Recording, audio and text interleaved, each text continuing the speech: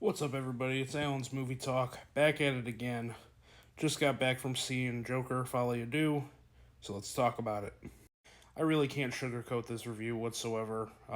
This is like the most disappointing film I've seen this year, and it's honestly the front runner for the worst film that I've seen this year. And before I get into going on a rant about what it is exactly that I didn't like about this film, I did want to talk about the few things that I actually did like in this film. And the things that I did like about this film are really on the technical side. It's a very beautiful film visually. The cinematography is great. I think when it comes to shooting, Todd Phillips' direction was really good. The score was very good. Um, and yeah, so visually, the way it sounded, um, everything about it from a technical aspect was very well done. They didn't spare expenses on this. They didn't cut corners to the look and feel of the film. Um, you know, Even in a performance with Joaquin Phoenix, I felt like he was really good in this film.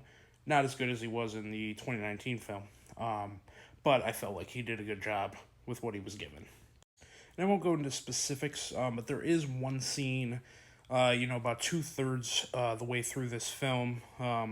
Takes place in a courtroom scene that I felt was very emotional, which kind of surprised me at the point in the film that it happens because I was really getting burnt out already.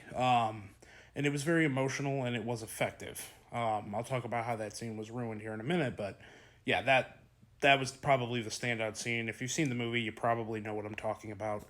That's kind of as far as I can go without giving anything away.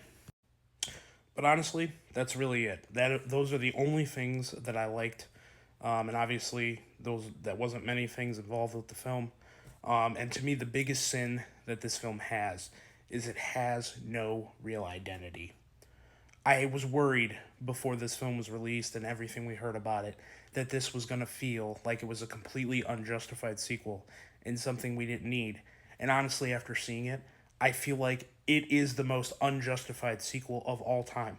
I got out of the theater and I've been home for probably about 30, 45 minutes now, and I'm still trying to think, what did I just see? What was the point of that movie? I don't really understand what I just watched.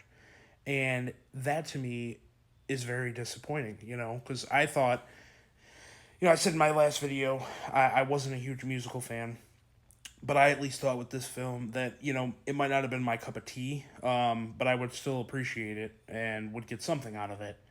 And I pretty much got nothing out of this film. It was that disappointing to me. Genuinely, I've heard other people say this, and it's so true. It feels like a 2 hour epilogue to the first film. There's nothing that is brought up in this film and brought to the forefront that is new. It all relies on your knowledge of that first film, and it all relies around the events of the first film. It adds nothing new to this story, to these characters, to this world. And then genuinely too, I just felt like the movie was boring. The very first half of this film takes entirely in place in Arkham Asylum, and then the second half of this film is a courtroom drama and takes place in the courtroom. And both halves really were not that entertaining. And I get it. The first movie wasn't really all that entertaining or like action filled or anything, but it at least kept me intrigued with what it was saying, with its story. None of that is here. I literally, genuinely, like, I almost fell asleep in the first half of this movie. Picked up a little bit, I talked about the courtroom scene that I thought was the best part of the movie. Picked up a little bit in that second half, but yeah, like, genuinely, this movie just was not fun. And yeah, and I don't mean it in, like a happy go lucky action comedy way, because that's never what this movie was going to be, but it just wasn't interesting. It doesn't hold your attention. And I talked about in my review yesterday that the first movie just had a lot to say. It had a lot of good social commentary, and it dealt with multiple very rich and thematic things. This film just throws a bunch of things at the wall. None of it sticks. None of it goes deeper than a surface level. Again, it's like I don't really know what this movie was about. I don't think there was anything like one specific thing or one specific vision that anyone involved with this film actually had. So yeah, it's I don't know the story and the direction. I have no idea where they were going or why they made this movie. And then obviously, the one of the big things that this movie had, in the marketing beforehand, was the fact that it was a musical. And yes, this is a musical. I know Lady Gaga kind of tried to backtrack on that, which after seeing the movie, I'm like, I don't know how, in any way, shape, or form, anyone didn't think this was going to be a musical. The musical scenes, though, feel so out of place. They add nothing really of substance to the film. And like I said, I'm not someone who personally likes musicals, but I at least have seen enough of them to know how to effectively use the music scenes in a film.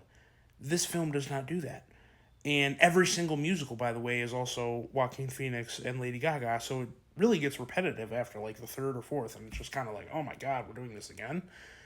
And I talked about that courtroom scene in like the 2/3 of the way through the film that I felt was really effective and actually was getting me emotional and was getting me invested.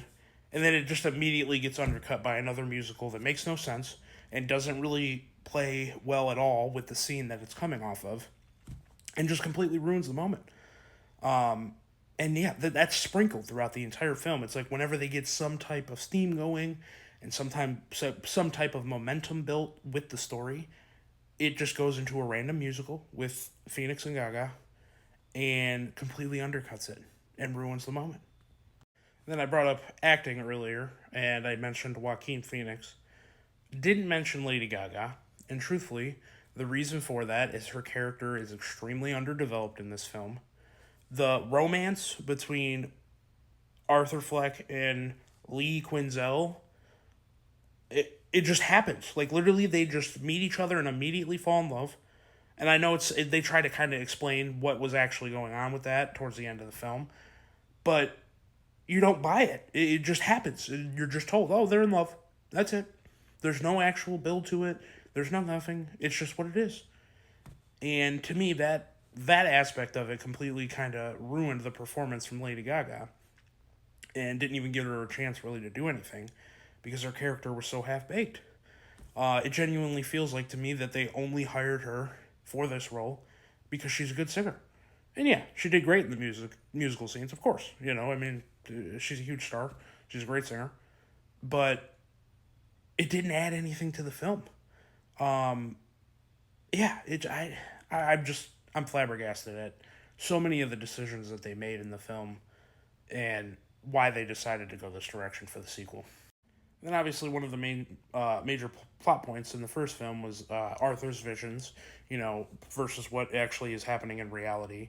Um, we had that with Zazie Beetz' character in the first film, and in this one they kind of confuse you because they don't really let you know when you're differentiating from that. Besides the musical scenes, obviously, most of those are visions in Arthur's head, and they make that very clear. But in the actual interactions, in the real portions of the movie, not where they're doing a musical, they don't really let you know that. And I feel like there was a couple scenes where I'm like, that definitely seems like it was not real. But then they kind of talk about those things later on, and you're like, wait, that was real? So it was very confusing, and it didn't really make any sense. It definitely wasn't as effective as it was in the first film. And I've seen other people say it, but like I genuinely feel like because of how different that this film went and its lack of purpose that you felt throughout the entire movie, that this movie like goes out of its way to alienate the people who liked that first movie. And to me that just screams that they didn't actually want to make this film. Nobody involved in this movie on the creative side wanted to actually make this film, but the first one made $1 billion, so Warner Brothers said, we're making this film. It kind of reminds me of Matrix Resurrections, right? Where they didn't really want to make it, so they put it in the film that, like, we're going to make this without you. That's what this movie feels like the entire time. And then my final point, the ending completely hammers home the idea that, we're never going to really actually connect to real Joker. That's not what this is. And the way they do it to me was just distasteful and felt so pointless, and I just didn't understand the decision making there. But yeah, guys, if you can't tell, very disappointed in the film. Did not like it at all. I could probably go on for 30 minutes about it. On a score, though, I'm going to give it a 2 out of 5. Very disappointed.